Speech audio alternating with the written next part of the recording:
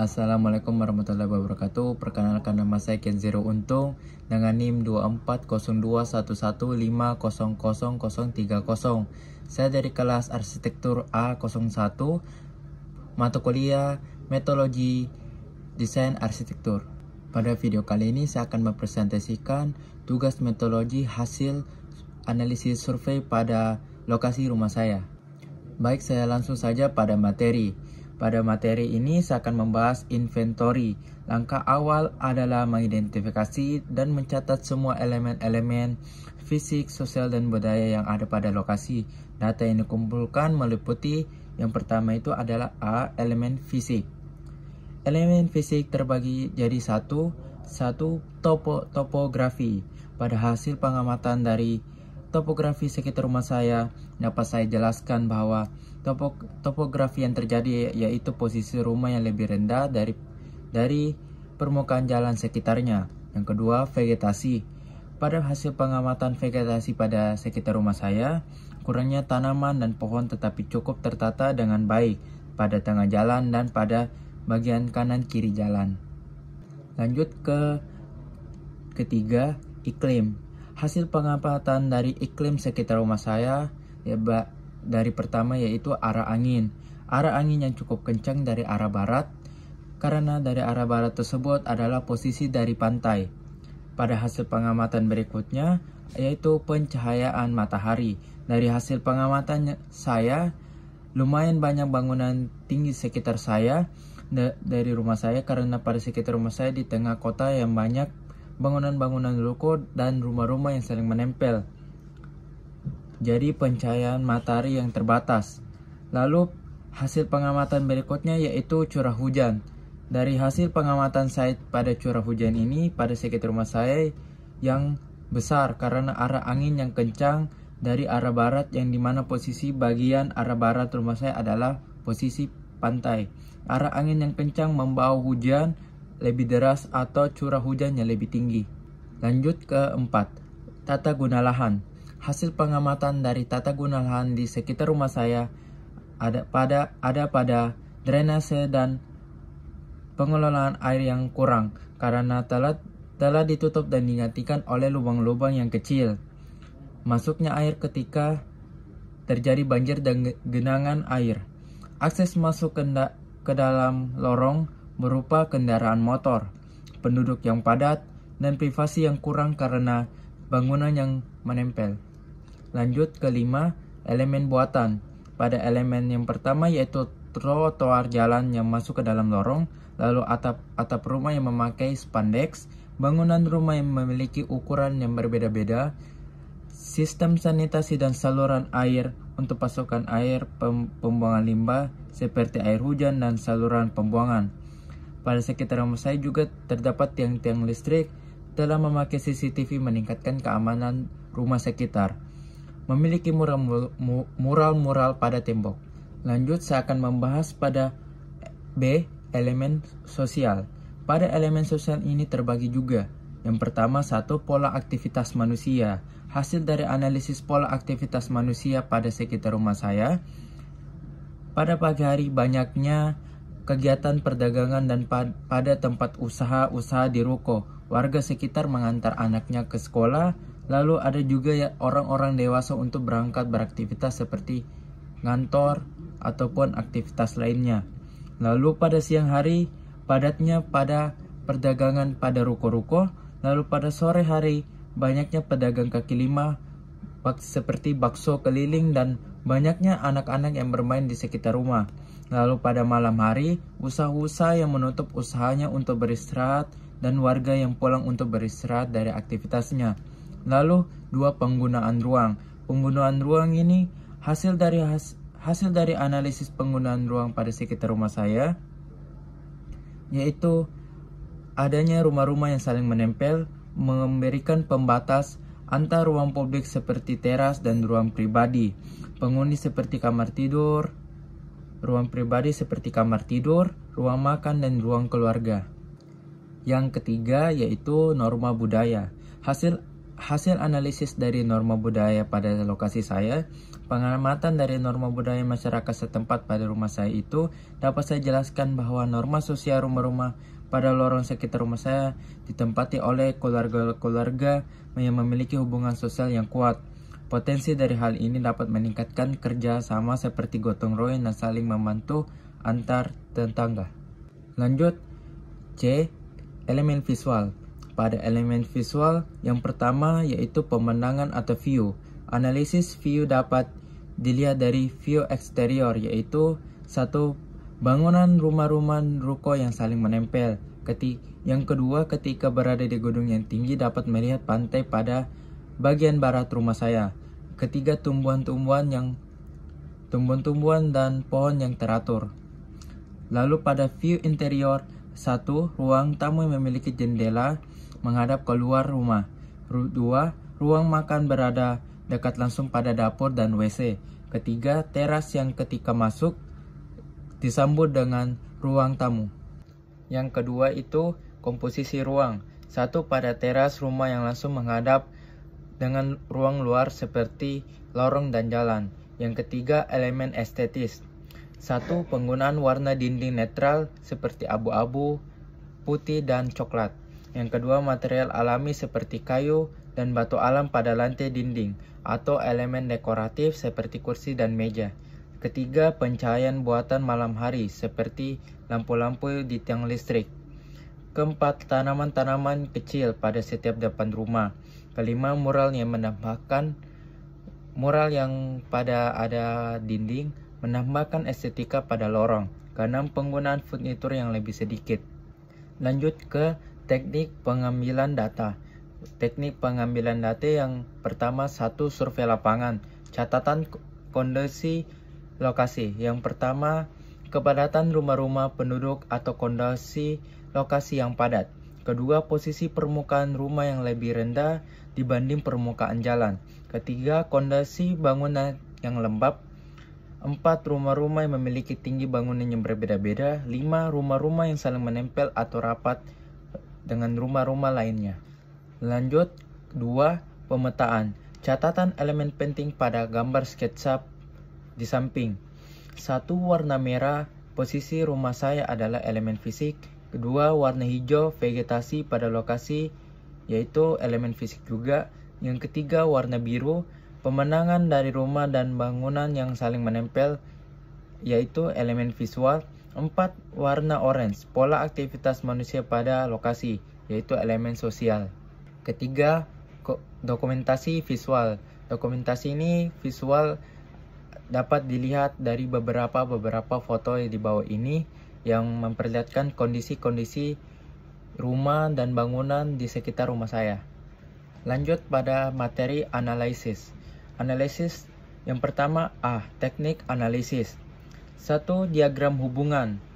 Pada diagram hubungan ini akan menghubungkan elemen-elemen pada sekitar rumah seperti pada elemen fisik yang berhubungan dengan elemen visual karena dapat menambahkan peningkatan estetika karena vegetasi mempengaruhi bagaimana sebuah bangunan terlihat dan bagaimana bangunan itu berinteraksi dengan lingkungannya.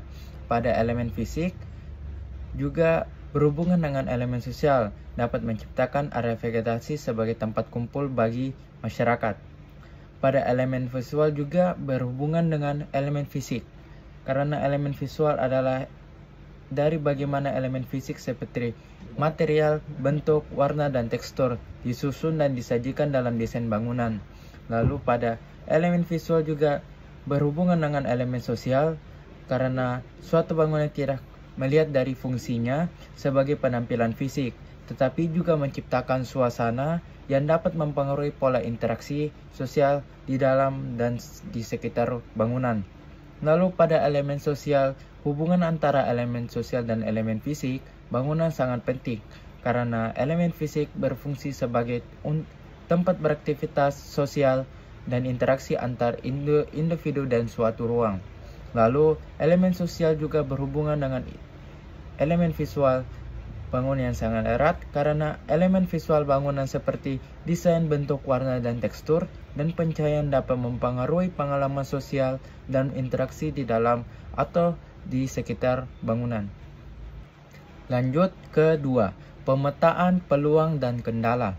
Pada peluang, 1. Kepadatan yang tinggi menjadi peluang dari pemanfaatan lahan menjadi efisien, memungkinkan lebih banyak orang tinggal di daerah terbatas. Kedua, desain rumah yang kompak.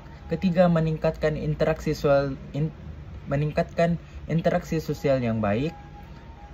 Keempat, keamanan dari lorong yang terhubung dapat memberikan rasa aman karena ada pengawas lebih mudah antar tetangga.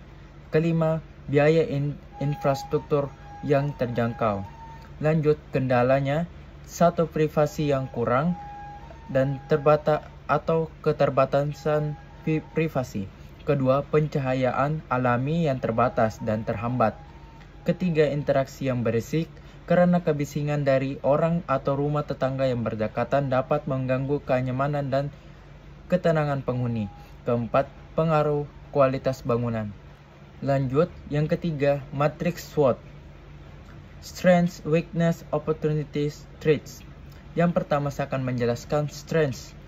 1. Penggunaan lahan yang lebih efisien. Kedua, infrastruktur seperti saluran air, listrik dapat lebih murah dipasang karena jaringan untuk banyak rumah saling terhubung. Ketiga, meningkatkan interaksi sosial yang tinggi. Keempat, keamanan dari lorong. Weakness, privasi yang terbatas. 2. Kualitas cahaya yang terbatas. Ketiga, kepadatan penduduk. Keempat, kebisingan dari rumah-rumah sekitar. Pada opportunities, 1. Desain yang berkeberlanjutan. Dengan desain yang tepat, rumah saling melengket dapat mengurangi jejak karbon dan lebih ramah lingkungan. 2. Peningkatan kualitas fasilitas bersama seperti area bermain dan ruang publik lainnya. Yang selanjutnya, threats. 1. Rumah yang saling melengket akan mungkin dianggap tidak nyaman karena dapat menyebabkan persepsi negatif dari penghuni lainnya. 2. Masalah kesehatan. Ketiga, kesulitan terhadap pemeliharaan bangunan. Keempat, keterbatasan terhadap ruang pada bangunan. Lanjut ke materi yang ketiga, yaitu sintesis. A. Teknik sintesis. 1. Mengembangkan zoning plan untuk menentukan fungsi ruang di lokasi. Yang pertama, zoning drainase. Zona yang membutuhkan penanganan khusus seperti zona hijau atau zona resapan air untuk mencegah banjir. Kedua, zoning publik seperti taman, ruang terbuka hijau, atau tempat untuk pertemuan. Ketiga, zoning pribadi seperti rumah yang bisa lebih terpisah atau dilengkapi pagar atau taman kecil untuk privasi.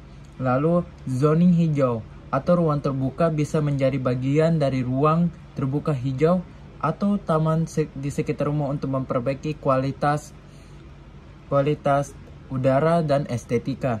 Lanjut, zoning akses dan transportasi rumah. Rumah yang terletak di lorong-lorong sempit pentingnya untuk merencanakan infrastruktur jalan-jalan yang efisien dan aman.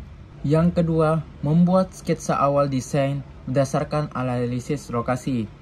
Warna merah lokasi rumah saya, warna biru rumah penduduk sekitar, yang warna hijau tumbuhan kecil, lalu ada taman pada Jalan Sungai Poso, saluran, lalu yang warna orange adalah saluran drainase. Lanjut, B.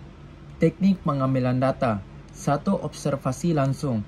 Kondisi fisik lokasi. 1. Kepadatan rumah-rumah penduduk yang padat. Posisi rumah permukaan yang lebih rendah daripada jalan. Kondisi bangunan yang lembab. Rumah-rumah yang saling menempel dengan rumah lainnya.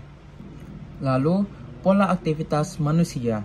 Hasil dari pola aktivitas manusia yang berada pada lokasi saya, pada pagi hari banyaknya kegiatan perdagangan dan tempat-tempat usaha. Di ruko-ruko warga sekitar juga mengantar anaknya ke sekolah, lalu orang-orang dewasa untuk beraktivitas seperti pergi ke kantor. Lalu pada siang hari kegiatan perdagangan semakin padat, lalu pada sore hari banyaknya pedagang kaki lima yang berjalan di dekat rumah saya seperti penjual bakso lalu banyaknya juga anak-anak yang bermain di sekitar rumah. Dan pada malam hari, usaha-usaha menutup usahanya untuk beristirahat dan warga-warga pulang untuk beristirahat di rumahnya. Lanjut pada hubungan antar elemen di lokasi. Pada elemen fisik, vegetasi sangat berhubungan penting bagi elemen visual karena menambahkan peningkatan estetika karena vegetasi mempengaruhi bagaimana sebuah bangunan terlihat dan bangunan itu berinteraksi dengan lingkungannya. Lalu pada elemen fisik juga berhubungan dengan elemen sosial karena dapat menciptakan area vegetasi sebagai tempat kumpul pada masyarakat. Vegetasi juga berfungsi sebagai elemen penting dalam menciptakan lingkungan yang mendukung kesejahteraan dan sosial dan mental. Pada elemen visual, hubungan antara elemen visual dan elemen fisik ini karena elemen visual adalah hasil dari bagaimana elemen fisik seperti material, bentuk, warna, dan tekstur disusun dan disajikan dalam desain bangunan. Lalu pada elemen visual juga berhubungan dengan elemen sosial. Elemen visual suatu bangunan yang tidak hanya dilihat dari fungsinya sebagai penampilan fisik tetapi juga menciptakan suasana, dapat mempengaruhi pola interaksi sosial di dalam dan di luar sekitar bangunan. Lalu pada elemen sosial juga berhubungan antara elemen fisik. Bangunan yang sangat penting karena elemen fisik berfungsi sebagai tempat untuk aktivitas sosial dan interaksi antar individu dalam suatu ruangan. Pada elemen sosial juga berhubungan dengan elemen visual. Karena elemen visual bangunan seperti desain, bentuk, warna, dan tekstur ini dan pencahayaan dapat mempengaruhi pengalaman sosial dan interaksi dalam suatu dan sekitar bangunan. Lalu yang kedua, pengukuran lapangan. Ukuran rumah 3,60 dikali 20 meter dan ketinggian 7 meter pada rumah saya. Yang ketiga, wawancara dan kuesioner. Data yang telah saya kumpulkan dari masyarakat lokal setempat berdasarkan kebutuhan dan preferensi pengguna. Yang pertama, satu, kebutuhan terhadap fasilitas publik seperti taman terbuka hijau yang dapat digunakan sebagai tempat kumpul kegiatan sosial, tempat main anak, dan berkumpul antar tetangga atau keluarga. Yang kedua, saluran drainase yang lancar karena banyak keluhan dari warga sekitar keluhan yang sama terkait saluran drainase yang kurang lancar ini. Keempat, analisis dokumen. Ini adalah lokasi tapak rumah saya. Pada bagian C, pentingnya diagramming dalam metode White. Yang pertama, inventarisasi data. Yang pertama itu lokasi rumah yang sempit, akses kendaraan hanya bisa pada roda 2. Yang kedua, kondisi rumah yang lebih rendah dari permukaan jalan. 3, kelembapan pada area rumah. Keempat, drainase yang kurang dapat membuat genangan air dan banjir ketika hujan yang deras. Lalu, analisis. Satu rumah yang lebih rendah dari permukaan jalan seringkali rentan terhadap genangan air atau banjir, terutama pada musim hujan. Kedua, rumah yang lembab bisa menyebabkan masalah kesehatan seperti pertumbuhan jamur serta kerusakan pada material bangunan, dinding, kayu, dan plester, dan lain-lain. Lalu yang ketiga, lokasi rumah yang terletak di dalam lorong yang sempit dapat menghambat aksesibilitas baik untuk kendaraan darurat, transportasi, maupun pemeliharaan wilayah rumah. Lalu keempat, kelembapan yang tinggi dan ventilasi buruk bisa memperburuk kualitas udara di dalam rumah, meningkatkan kemungkinan timbulnya gangguan pernafasan.